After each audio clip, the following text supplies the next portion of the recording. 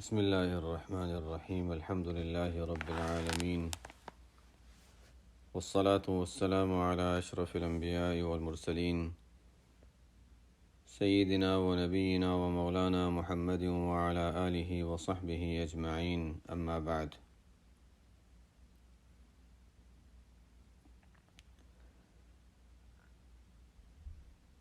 وعن أبي هريرة رضي الله تعالى عنه أن رسول الله صلى الله عليه وسلم قال: حق المسلم على المسلم 5: رد السلام وعيادة المريض واتباع الجنائز وإجابة الدعوة وتشميت العاطس، متفق عليه. وفي رواية لمسلم: حق المسلم 6: إذا لقيته فسلم عليه.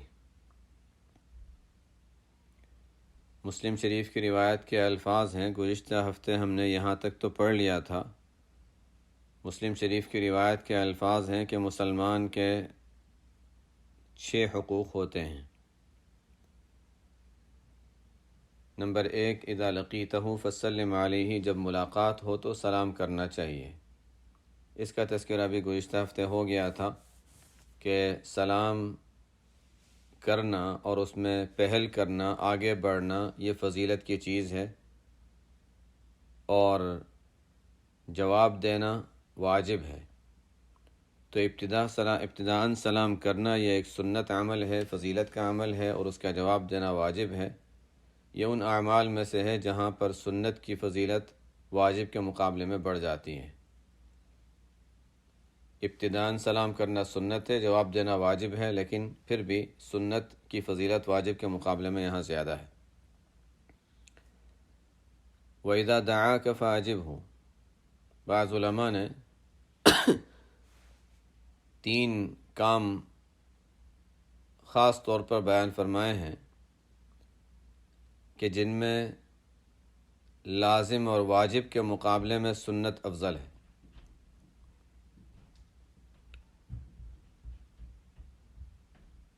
الفرض افضل من تطوع عابدی حتی ولو قد جاء منہ بأکثر۔ اس میں ایک ہے الا التوضؤ قبل وقت سے پہلے وضو کرنا۔ نماز کا وقت ہو گیا، وضو نہیں ہے، فرض نماز پڑھنی ہے تو اس کے لیے وضو کرنا فرض ہو جاتا ہے۔ اس کے مقابلے میں یہ ہے کہ انسان وقت شروع ہونے سے پہلے ہی اس کی تیاری کر لے اور وضو کر لے، تو جماعت کے وقت سے کافی دیر پہلے ہی انسان وضو کر کے تیار رہے۔ یہ کوئی فرض نہیں ہے، لیکن اس کی فضیلت فرض کے مقابلے میں زیادہ ہے۔ آخری وقت میں وضو کرنا فرض ہو جائے گا، اور شروع میں اس سے پہلے وضو کرنا فرض نہیں ہوگا، لیکن اس کی فضیلت فرض کے مقابلے میں زیادہ ہے۔ التوضؤ قبل وقت۔ دوسری چیز ہے ابتداء بالسلام، جس کا یہاں تذکرہ چل رہا ہے۔ جواب دینا واجب ہے، ابتداء بالسلام سنت ہے، لیکن سنت اس کے مقابلے میں، فرض کے مقابلے، واجب کے مقابلے میں زیادہ بہتر ہے، اس کی فضیلت زیادہ ہے۔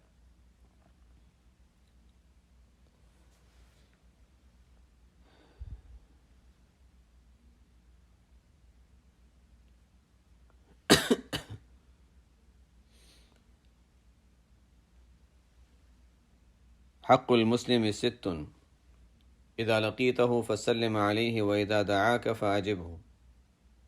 وہ دعوت دے تو دعوت قبول کرنا چاہیے۔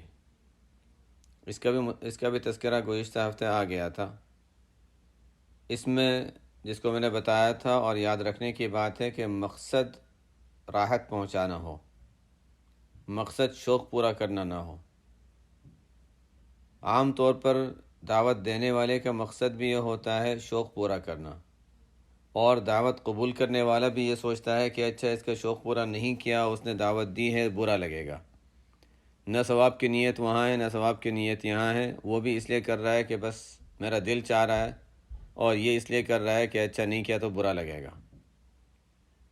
مقصد سامنے والے کی راحت ہو۔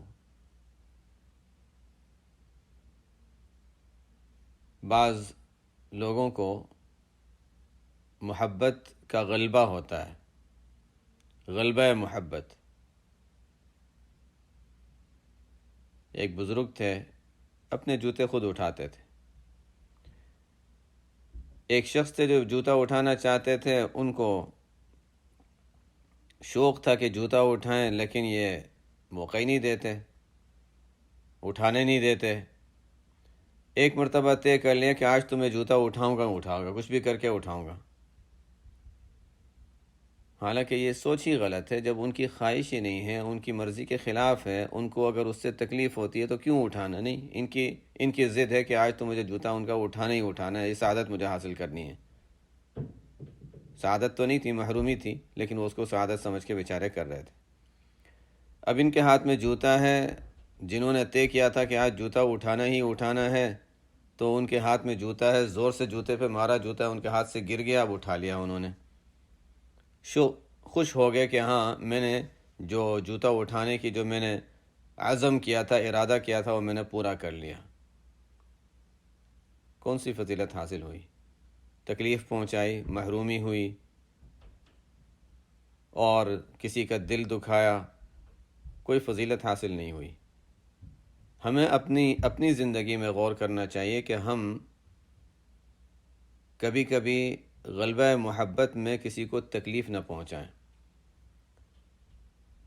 شیخ الحدیث مولانا زکریہ رحمۃ اللہ علیہ کے حالات میں جب ہم پڑھتے ہیں کہ مختلف جگہوں کے اسفار ہوتے تھے، اور ظاہر ہر ایک چاہتا تھا ہمارے یہاں آ جائیں، ہمارے یہاں آ جائیں۔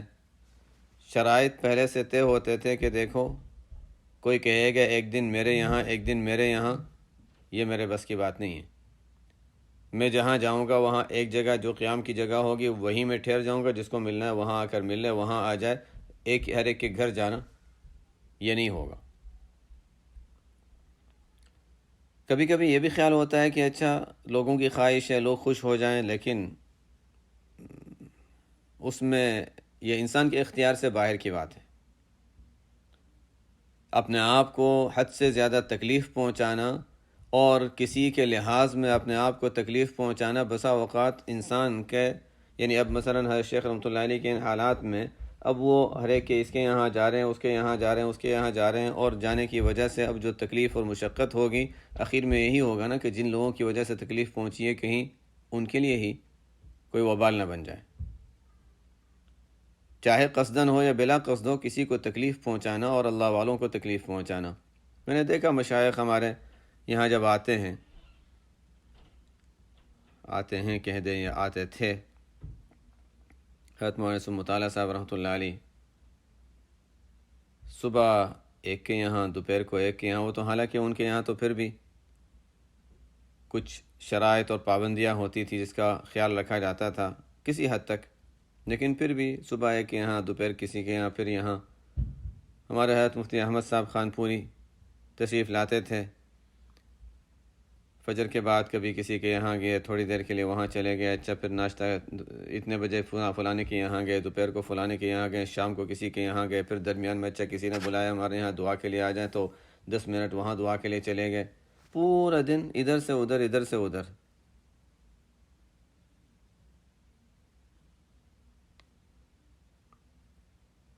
لوگوں کا اپنا اپنا ذوق ہوتا ہے۔ ہمارے یہاں مشائخ آئے، حضرت مفتی فاروق صاحب رحمۃ اللہ علیہ، وہ یہاں دارالعلوم کینیڈا تشریف لائے تھے، لیکن میں نے ان کو یہ زحمت نہیں دی کہ میرے گھر پہ آئیں۔ میں صرف بتا رہا ہوں جو ہم نے اپنے بڑوں سے اور بزرگوں سے سیکھا ہے۔ ہمارے حضرت رحمۃ اللہ علیہ جب تک صحت اچھی تھی، کسی کے یہاں دعوت ہوتی تشریف لے جاتے تھے، بعد میں دل چاہتا تھا کہ گھر آئیں، لیکن بلایا نہیں کہ خامخواہ حضرت کو کیوں تکلیف دینا، حالانکہ گھر کی بات ہے، لیکن نہیں۔ حضرت مفتی احمد صاحب خان پوری یہاں تشریف لائے ہیں کئی بار، دارالعلوم کینیڈا بھی آئے ہیں، حضرت رحمۃ اللہ علیہ کے سے ملاقات کے لیے مکان بھی تشریف لے گئے، اپنے گھر میں نے نہیں بلایا کبھی۔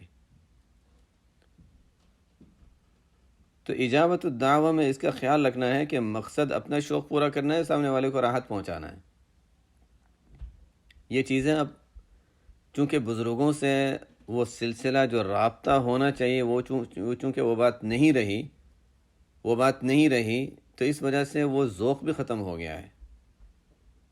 نہ مشائخ کو اور بزرگوں کو دیکھا، اور دیکھا تو ان سے سیکھا نہیں، تو وہ ذوق ہی ختم ہو گیا ہے. اب اصرار اور ضد والی بات باقی رہ گئی ہے کہ نہیں ہمارا شوق ہے کہ ہمارے گھر پہ بھی آئیں، تو بس وہی ہوتا ہے. تو اس کا بھی خیال رکھنے کی ضرورت ہے کہ اذا دعا کا دعوت دو تو اس میں سامنے والے کی راحت کا خیال ہو کہ اس کو اس میں راحت ہے یا اس کو تکلیف ہو رہی ہے. اور ایک کے یہاں دعوت گئے دوسرا کہے گا اچھا ان کے یہاں گئے تھے تو میرے یہاں بھی. اب ان کو ایک کو منع کرے تو ایک ناراض، یا کم از کم شکایت تو ضرور زبان پہ آ جائے گی. یہ مستقل، یہ ایک چونکہ مشائخ سے ربط نہ ہونا اور تعلیمات، اسلامی تعلیمات کا سے مزاج سے کی مناسبت نہ ہونے کی وجہ سے یہ سب چیزیں پیش آتی ہیں کہ انسان اسلام کے مزاج کو نہیں جانتا، مشائخ کے سے جو سیکھنا چاہیے تھا وہ چیز سیکھی نہیں، اور اپنا شوق پورا کرنے والی باتیں. تو اذا دعا کا دعوت دینا ہو کسی کو، اس کے راحت کا خیال رکھنا ہے، اس کے وقت کا خیال رکھنا ہے، اور اس پر زبردستی اور اصرار نہیں، اس پر بوجھ نہیں ڈالنا ہے. اور پھر جب وہ خیال رکھ رہا ہے تو پھر ہمیں حکم ہے کہ فاجب ہو، تو دعوت قبول بھی کرو. دونوں طرف سے ہے، یہ دو طرف سے ہوتا ہے. لوگ ایک سائڈ دیکھتے ہیں، ہم نے دعوت دی تھی وہ آیا نہیں. کتنے دور تھے؟ نہیں بس وہ 4 گھنٹے کی ڈرائیو تھی، 3-4 گھنٹے دور تھے، اتنا دور بھی نہیں تھا، آ سکتے تھے لیکن نہیں آئے. فلانے کے یہاں گئے، فلانے کے یہاں گئے، ہمارے یہاں نہیں آئے. تو یہ جو ہے نا، یہ اسلامی مزاج نہیں ہے، یہ اسلامی مزاج نہیں ہے. یہ صرف میں مثال دے رہا ہوں. اذا دعاک فاجبہ واذا استنصحک فانصح له، واذا استنصحک فانصح له.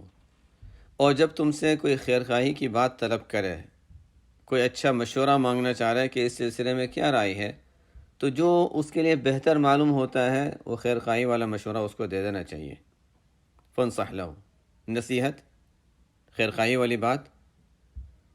کوئی سلسلہ ہے، وہ چاہ رہا ہے کہ اچھا اس سلسلے میں آپ کے کوئی مشورہ، اگر تجربہ ہے اس سلسلے میں، کوئی اچھی رائے ہے تو اس کو دے دیں، نہیں ہے تو صاف صاف بتا دیں کہ مجھے اس میدان کا تجربہ نہیں ہے، ہو سکتا ہے میری رائے یہ ہے لیکن میں اس میدان کا نہیں ہوں، کسی اور سے بھی رائے لے لیں. وَإِذَا اسْتَنصَحَكَ فَانصَحْ لَهُ.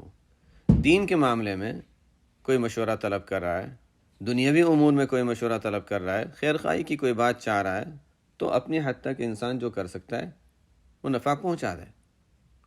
وَإِذَا عَطَسَ فَحَمِدَ اللَّهَ، جب وہ چھینکے اور چھینکنے کے بعد الحمدللہ کہے، فَشَمِّتْهُ، تو اس کو جواب بھی دیا کرو. وَإِذَا مَرِضَ فَعُودْهُ، جب بیمار ہو جائے تو اس کی عیادت بھی کرو. یہ بھی پچھلے ہفتے آ گیا تھا، اس کی تفصیل بھی، حقوق مسلمانوں کے جو حقوق ہیں اس میں آ گیا تھا. عیادت المریض کی فضیلت بھی ہے، اس کے لیے دعائیں بھی ہیں، وہ سب باتیں اس کا تذکرہ آیا تھا. خاص طور پر اس میں بھی دیکھو خیال یہ رکھنا ہے کہ راحت پہنچانی ہے. راحت پہنچانے میں بنیادی چیز یہ ہے کہ یہ دیکھا جائے کہ زیادہ دیر سامنے والے کے پاس بیٹھنا اس کے لیے مشقت کا باعث تو نہیں ہو جائے گا، اور دوسرا یہ کہ غیر بے وقت جانے میں اس کو تکلیف تو نہیں ہو جائے گی. وقت کا خیال رکھنا ہے کہ کون سے اوقات ہیں جس میں سامنے والے کو سہولت ہوگی. ہمیں فضیلت حاصل کرنی ہے، ہم تو اچھا ہمارے پاس صبح ٹائم ہے، ہم تو ابھی آ رہے ہیں، بس وہ کہہ رہا ہے نہیں ابھی اس وقت مناسب نہیں، ہم بس 5 منٹ آ کے چلے جائیں گے. اب وہ بیچارہ انتظار کر رہا ہے اور ان کو دیر ہو گئی.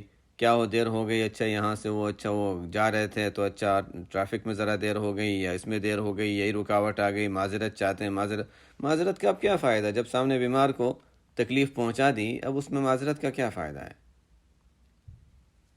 سامنے والے کی راحت کا خیال رکھتے ہوئے اگر ہو سکتا ہے تو ٹھیک ہے. کون سے اوقات ہیں؟ اچھا اس میں ہم پہنچ سکیں گے تو پہنچ جائیں گے، نہیں پہنچ سکے تو بس چھوڑ دو. سامنے والے کی راحت کا خیال رکھنا ہے. اور جب گئے تو پھر اس کو جتنی دیر راحت ہو اس سے زیادہ دیر بیٹھنا. حدیث میں تو بہت تاکید آئی ہے کہ العیادۃ فواق ناقۃ، کہ عیادت بہت مختصر ہونی چاہیے، بہت مختصر ہونی چاہیے. اتنا کہ خیر خیریت معلوم کر لی، اس کو بھی ہوا کہ ہاں ٹھیک ہے اس نے مجھے میری خیر خیریت معلوم کی، اور اس کے متعلقین کو بھی تسلی ہوگی، اس کو فائدہ ہوگا، بیمار کو فائدہ ہوگا، متعلقین کو فائدہ ہوگا، ذرا ہمت ہوگی۔ اگر تعلقات وہ ہیں کہ زیادہ دیر ٹھہرنا تو پھر الگ بات ہے، لیکن اگر وہ تعلقات نہیں ہیں، یہ بھی عجیب چیز ہے کہ ہر ایک نہیں پہچانتا اس کو، اس لیے کہ عجیب معاملات ایسے ہوتے ہیں کہ میں کسی کے پاس جاتا ہوں اور وہ بیمار ہے تو میں سمجھتا ہوں نہیں، میرا اس کے ساتھ جو تعلق ہے نا وہ تو الگ ہی ہے، میں زیادہ دیر بیٹھ جاؤں تو کوئی بات نہیں۔ دوسرا ایک شخص آتا ہے، وہ بھی یہ سوچتا ہے میرا اس کے ساتھ تو الگ ہی تعلق ہے نا، تو اس لیے میں زیادہ دیر بیٹھ جاؤں تو کوئی بات نہیں۔ تیسرا شخص بھی وہی سوچتا ہے۔ ایک بیمار کے پاس 10 افراد جاتے ہیں اور ہر ایک اپنے آپ کو سمجھتا ہے میں خاص ہوں۔ آج کل کا بڑا مسئلہ ہے کہ ہر ایک اپنی وہ خصوصیت سمجھتا ہے کہ میری کوئی خصوصیت ہے جو دوسروں کی نہیں ہے، تو میں اس اصول سے مستثنی ہوں۔ اس لیے آپ صلی اللہ علیہ وسلم نے عام اصول بیان فرما دیا، چونکہ ہر ایک کی عقل تو ایسی نہیں ہوگی کہ وہ سمجھ سکے، عام اصول بیان فرما دیا کہ عیادت جب کرنے جاؤ تو مختصر رہو، مختصر وقت کے لیے جاؤ۔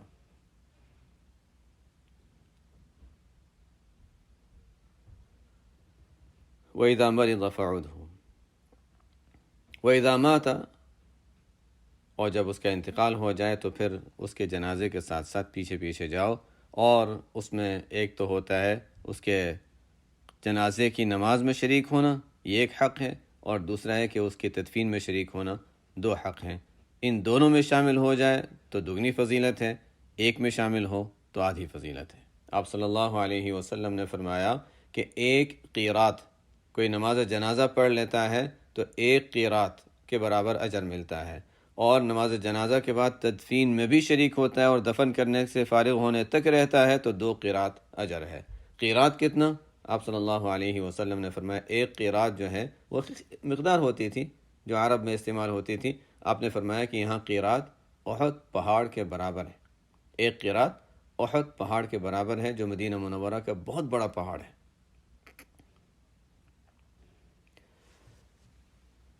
حدیث نمبر 18، وعن ابی عمارة البراء بن عازب رضی اللہ تعالی عنہما قال امرنا رسول اللہ صلی اللہ علیہ وسلم ب7 ونہانا عن 7۔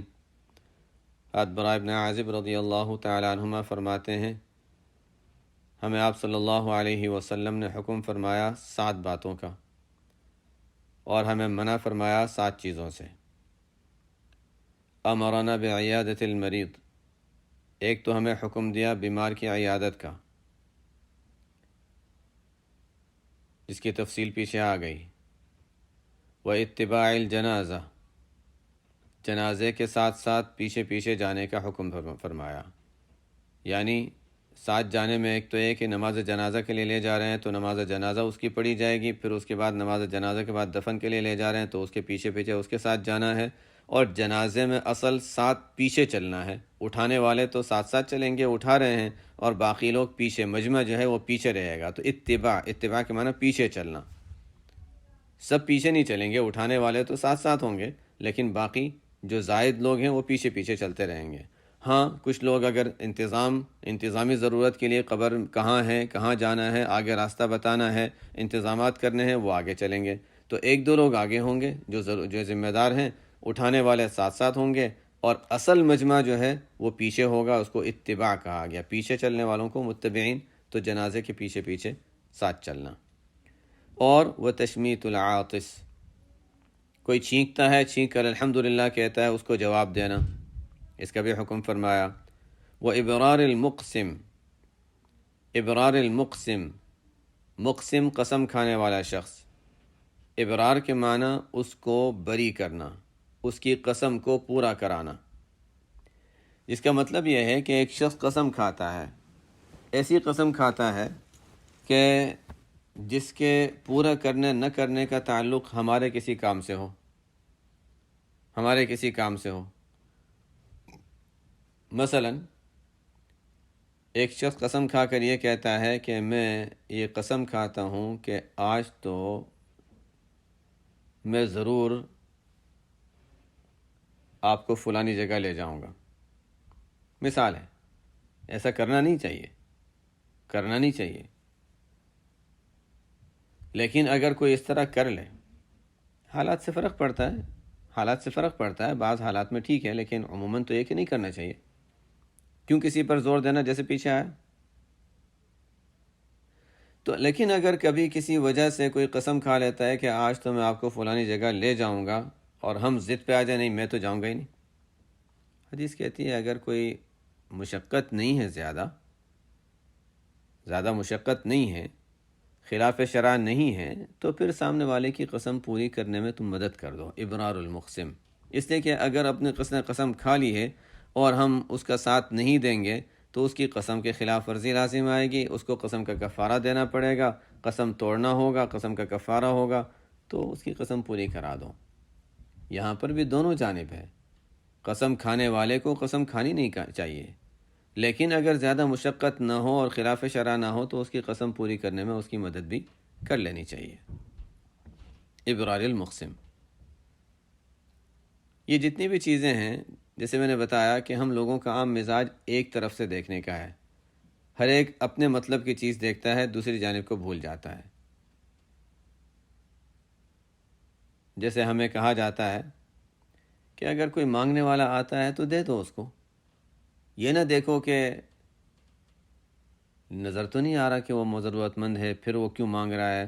بدگمانی نہ کرو، دینا ہے دے دو، تمہیں فضیلت حاصل ہو جائے گی. لیکن مانگنے والے کو بھی تو منع کیا گیا ہے کہ دیکھو جب ضرورت نہ ہو اور مجبوری نہ ہو، ایسی کوئی مجبوری والی حالت نہ ہو تو مانگنا منع ہے، اور اس پر وعیدیں بھی ہیں. تو دونوں طرف کی چیزیں ہیں. ہوتا یہ ہے کہ مانگنے والے کو یہ یاد رہتا ہے کہ اچھا دیکھو سامنے والے کو میرے بارے میں بدگمانی نہیں کرنی چاہیے، وہ کر رہا ہے تو غلط کر رہا ہے. اور دینے والا جس سے مانگا جا رہا ہے وہ یہ سوچتا ہے اچھا اس کو مانگنی نہیں چاہیے، اس کو تو ضرورت بھی نہیں لگ رہی.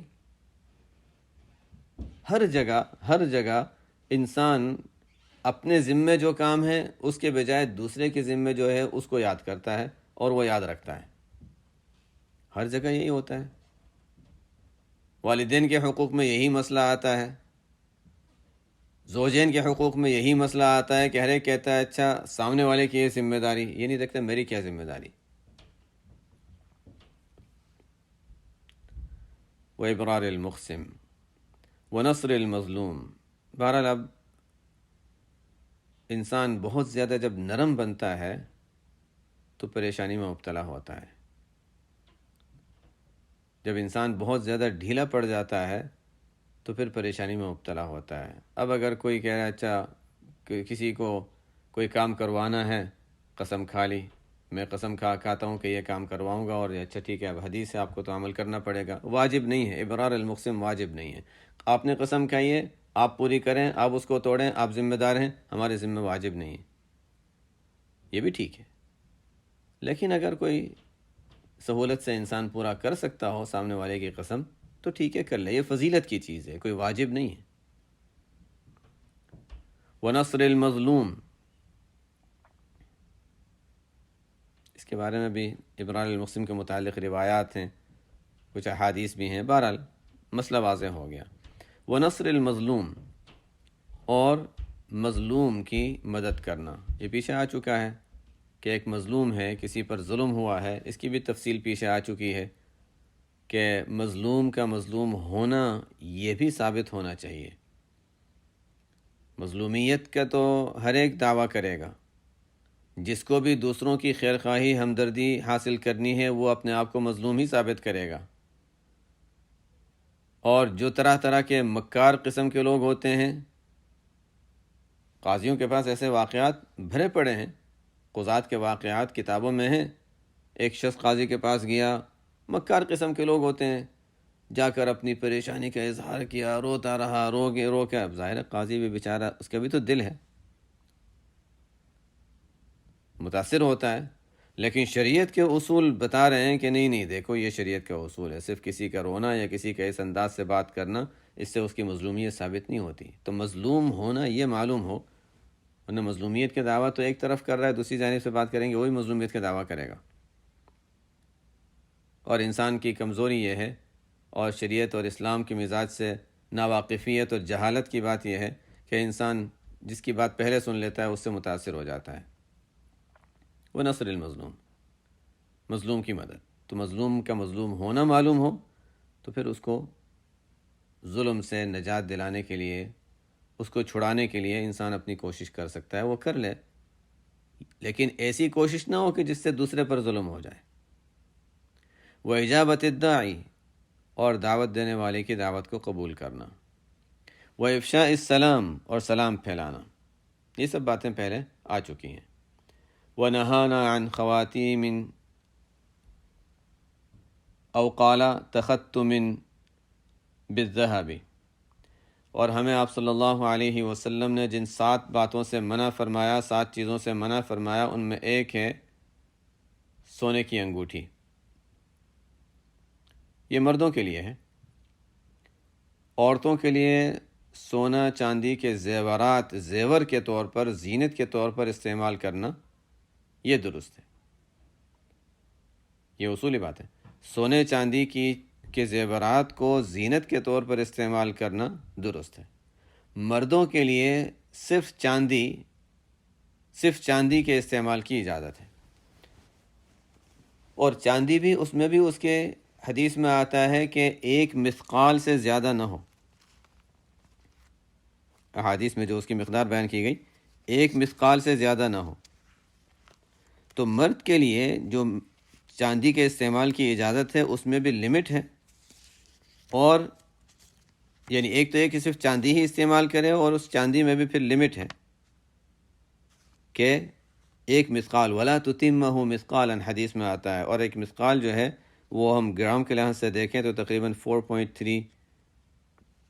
4.3 تقریباً گرام بنتا ہے، تو اس سے کم ہونا چاہیے، 4.3 گرام سے کم ہونا چاہیے۔ ایک انگوٹھی پہنے گا مرد، اگر انگوٹھی پہنتا ہے تو 1 پہنے گا، اور چاندی کی پہنے گا، اور 4.3 گرام سے کم ہونی چاہیے، ولا تتمہ مثقالا، اس سے کم ہو۔ 1 سے زیادہ نہیں پہن سکتے، چاندی کے علاوہ کی نہیں پہن سکتے، اور چاندی میں بھی اس مقدار سے زیادہ چاندی نہ ہو۔ یہ شرائط ہیں۔ پھر بھی یہ بات ثابت ہے کہ انگوٹھی نہ پہننا بہتر ہے۔ آپ صلی اللہ علیہ وسلم نے انگوٹھی پہنی تھی جب مہر لگانے کے لیے اس کو استعمال کرنے کی ضرورت پیش آئی تھی، تب پہنی تھی، زینت کے لیے نہیں تھی، اچھا لگنے کے لیے نہیں تھی، بلکہ مقصد، اور وہ مہر لگانے کا جو مقصد تھا اس مقصد کے لیے تھی۔ تو اس لیے انگوٹھی نہ پہننا بہتر ہے، لیکن پہننا درست ہے۔ اگر مہر لگانے کا مقصد ہے پھر تو ہم کہیں گے سنت ہے، ورنہ ہم یہ کہیں گے کہ ٹھیک ہے، درست ہے، پہن سکتے ہیں، لیکن ان شرائط کے ساتھ۔ عورتوں کے لیے 1 سے زیادہ، 1 انگوٹھی ہو، 2 ہوں، 3 ہوں، زیادہ ہوں، کوئی حرج کی بات نہیں، سونے کی ہوں، چاندی کی ہوں، کوئی حرج کی بات نہیں ہے۔ عورت کے لیے زینت، زیورات وغیرہ ان چیزوں کی اجازت ہے، مردوں کے لیے اجازت نہیں ہے۔ وعن شرب بالفضة، وعن شرب بالفضة، اور چاندی کے برتن میں پینے سے بھی آپ صلی اللہ علیہ وسلم نے منع فرمایا۔ اب جب پیچھے والی بات سمجھ میں آ گئی تو اس سے بھی بات واضح ہو گئی کہ چاندی کے برتن میں پینا مرد عورت سب کے لیے منع ہے، اس لیے کہ عورت کے لیے سونا چاندی کے استعمال کی جو اجازت ہے وہ استعمال زینت کے طور پر، زیور کے طور پر جو پہنا جاتا ہے، وہ برتن پانی پینے کے لیے وہ اس میں شامل نہیں ہے۔ تو استعمال کرنا وہ نہ مرد کے لیے جائز نہ عورت کے لیے، جب چاندی جائز نہیں تو سونا بھی جائز نہیں ہے، دونوں چیزوں کی ممانعت آ گئی استعمال کے لحاظ سے۔ وعن المیاثر الحمر، تیسری چیز آپ صلی اللہ علیہ وسلم نے جو منع فرمائی، میاثر الحمر، المیثرۃ الحمراء، اس کی جمع میاثر الحمر۔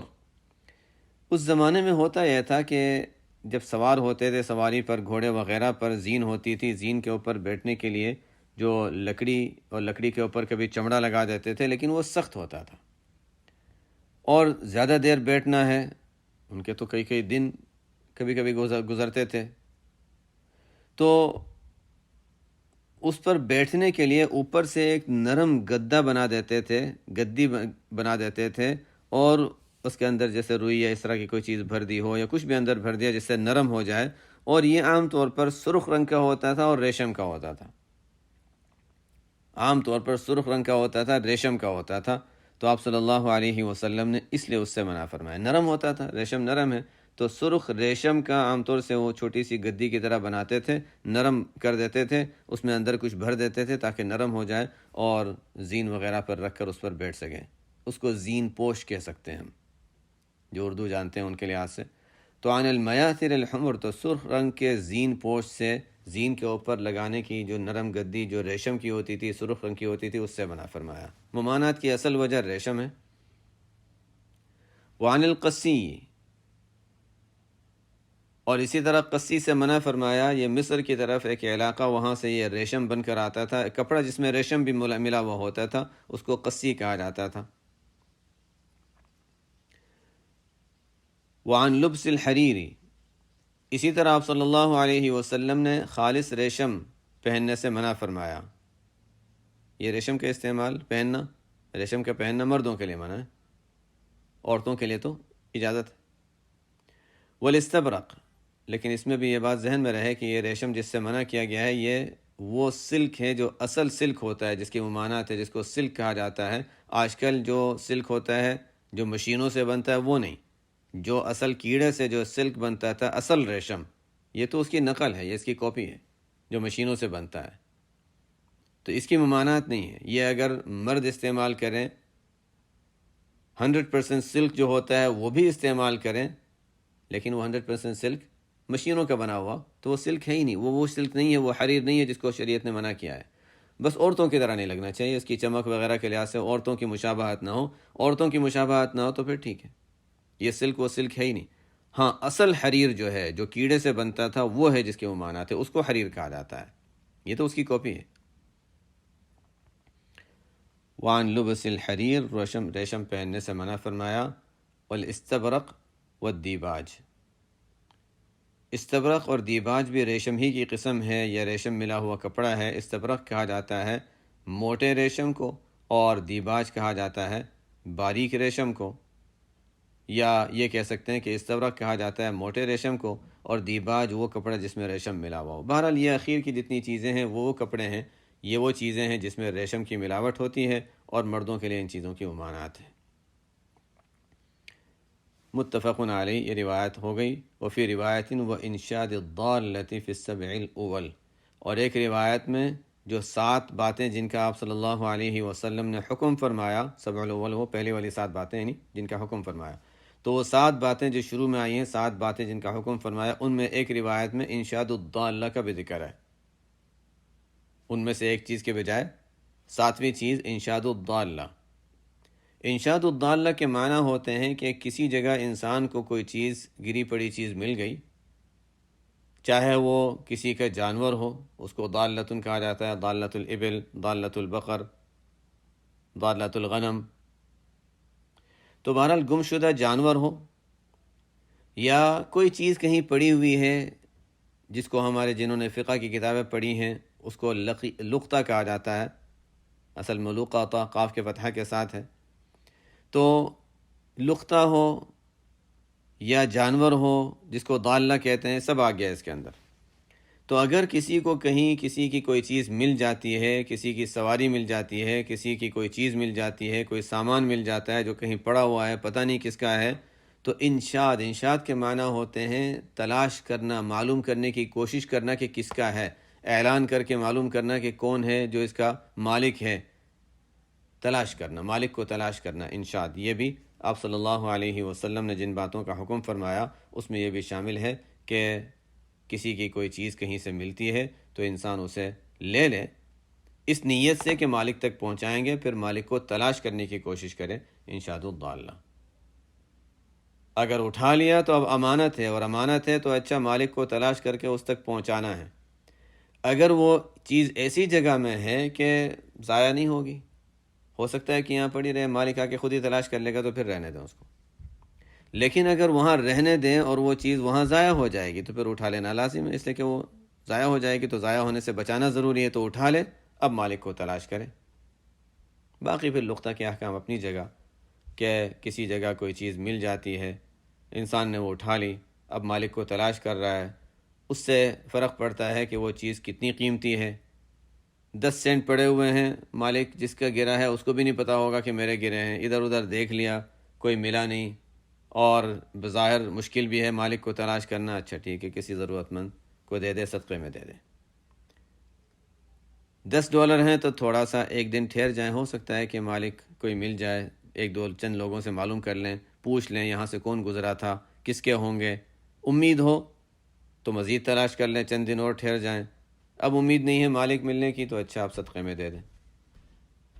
$1000 ملے ہیں تو اچھا پھر تو زیادہ تلاش کرنا پڑے گا، اس لیے کہ اس کو تو مالک زیادہ تلاش کرے گا، پھر زیادہ عرصہ ٹھہر جائیں اور زیادہ معلوم کریں اور زیادہ کوشش کریں کہ مالک تک پہنچائیں۔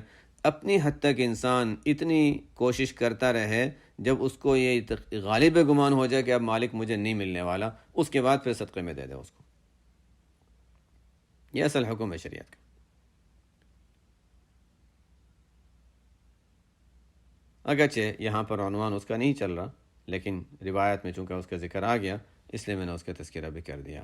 آگے ریاض الصالحین میں امام نووی رحمۃ اللہ علیہ بس مزید جو الفاظ پیچھے آئے ہیں ان کی صرف مزید تفصیل اور وضاحت کر رہے ہیں۔ تو یہ ہمارا باب پورا ہو گیا۔ سبحانک اللہم و بحمدک، اشہد ان لا الہ الا انت، استغفرک و اتوب الیک۔